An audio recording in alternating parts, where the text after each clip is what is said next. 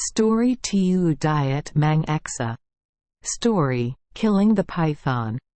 Once upon a time, there was a monkey who lived in a mountain cave. Its head is the size of a large jar. There is a blood-red crest on its head, its eyes are like two tangerines, and its body is as long as a staff. As long as it moves to any place, it will create a storm, and the surrounding trees will be knocked down by it, causing dust to rise up. This python has no idea how much meat it has eaten. People and animals. People have lost count of how many ways they have used to destroy it, but they have not been able to destroy it, and have even made it more and more destructive. In the end, the king had no choice but to order someone to build a temple for this python, and also promised it that he would pray for it for a human life every year, only then would it stop destroying it. The king also ordered the monk villages to choose a daughter every year and prepare to offer it to the python. At the same time, he also spread the news to the whole country that if anyone can destroy that python, the king will make him a duke, and can also take the king's daughter as his wife. At that time, in a certain village, there was a very young man. For a long time, he followed a monk who lived at a temple high in the mountains. Every day, the monk taught him sword dancing and other powerful martial arts. When he became talented, the monk gave him a very precious sword and also allowed him to go down the mountain. That day when he returned to his village, because he had to walk all day, he was very tired. He accidentally saw a farm in front of him. The light at the temple was glimmering in the night. He did not know that it was the temple of the python, so immediately stopped to rest to relieve fatigue. But as soon as he stepped inside the temple gate, he suddenly heard a sobbing sound coming from inside. He was also very surprised, so he quickly went to the upper palace. The oil lamp light flickered in the palace. He saw there was a young girl about 18-20 years old. She was still tied tightly to a pillar in the corner of the palace. Seeing that, he immediately ran back, untied the rope and asked her, "Why are you tied here like this?" The girl saw him asking, wiped her tears and said, "Who are you? Where did you come from? Don't you know that this place is the temple of the python?" Then the girl also recounted all the destructive and cruel actions of the python, and also told him that every year she had to pay tribute to it for her life. What kind of person? Then in the end, the girl could only sob and complain, "My family only has my mother and my children. Thinking about it, even if I die, it won't be a pity. But I only feel sorry for my old mother who has no one to take care of her.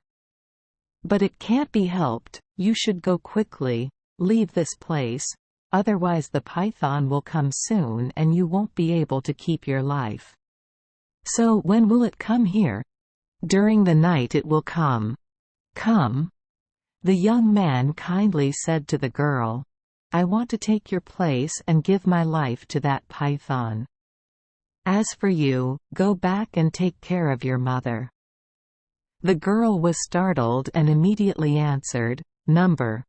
I can't let others die because of me. You just let me stay where I am, let me accept my tragic fate, the unjust money and bad karma are all mine. But I only hope for one thing, if you ever visit the village, please stop by my house and help me comfort my old mother a little. No.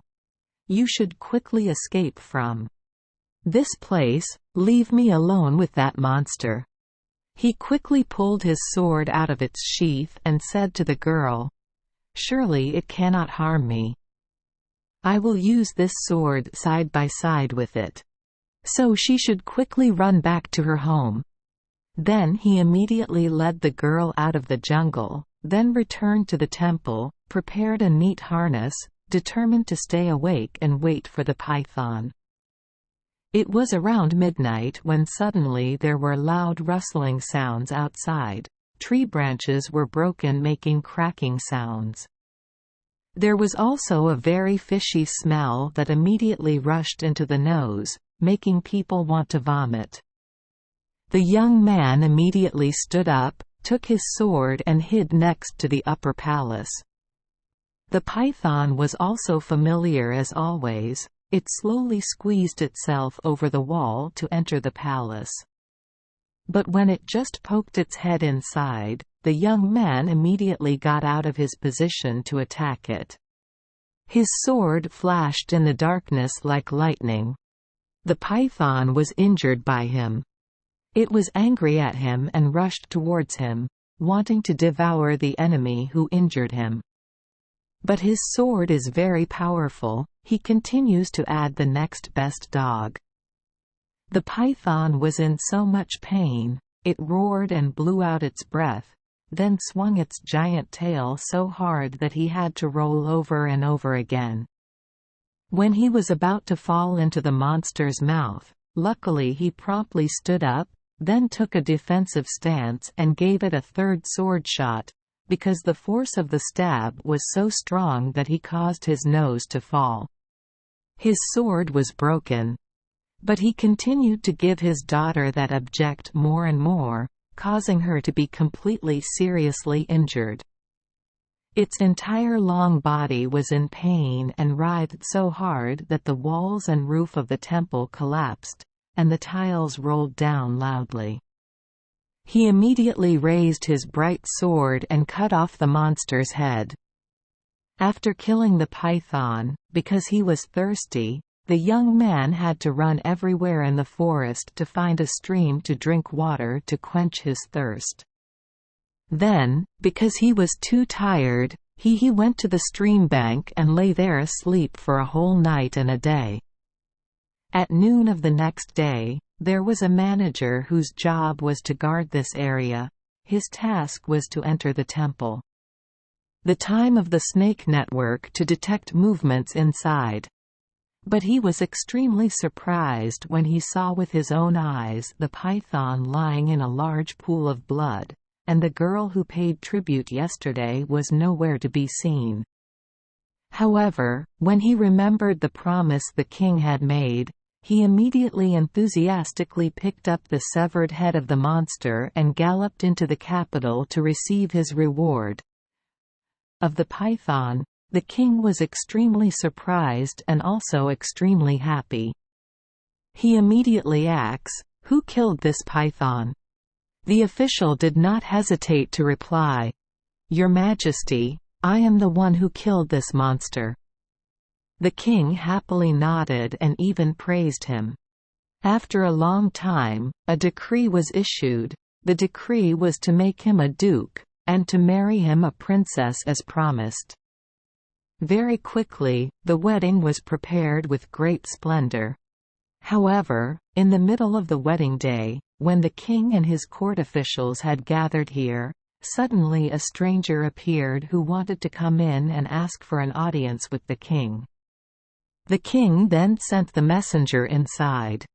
This guest was none other than the young man who killed the python the day before. Seeing him, the king immediately asks, "What is the matter for you to come here?" The young man answered honestly, "Very well. Your Majesty, I just want to ask you to allow me to take back the broken sword piece still stuck inside the python's head." Hearing that, the king was extremely surprised. What? Having said that, isn't it the son-in-law who defeated the python? The king immediately looked towards his son-in-law. Even though this son-in-law's face had already turned pale, he still tried to argue. "Your Majesty, he is a tyrant who dares to come in here to confess nonsense." The king ordered someone to postpone the wedding immediately. Then called soldiers to cut off the python's head to find the broken sword piece. Just a moment later, the soldiers offered to buy a piece of broken steel, and when it was attached to the young man's sword, it just printed. Angry, the king shouted, "It turns out that the son-in-law deceived everyone along with me." Immediately the king ordered someone to take away the gold card of the duke of that deceiver, then put it on him again. Young man. The king also personally led him to the seat that belonged to his son-in-law. Next, the king ordered the wedding ceremony to continue as before. As for the other officer, he was immediately taken to the execution ground for execution. Thank you for joining us for today's fairy tale. We hope these stories bring joy and meaning to your day. If you love our channel, please hit the subscribe button so you won't miss any exciting tales. Wishing you a good night and sweet dreams. See you in the next story.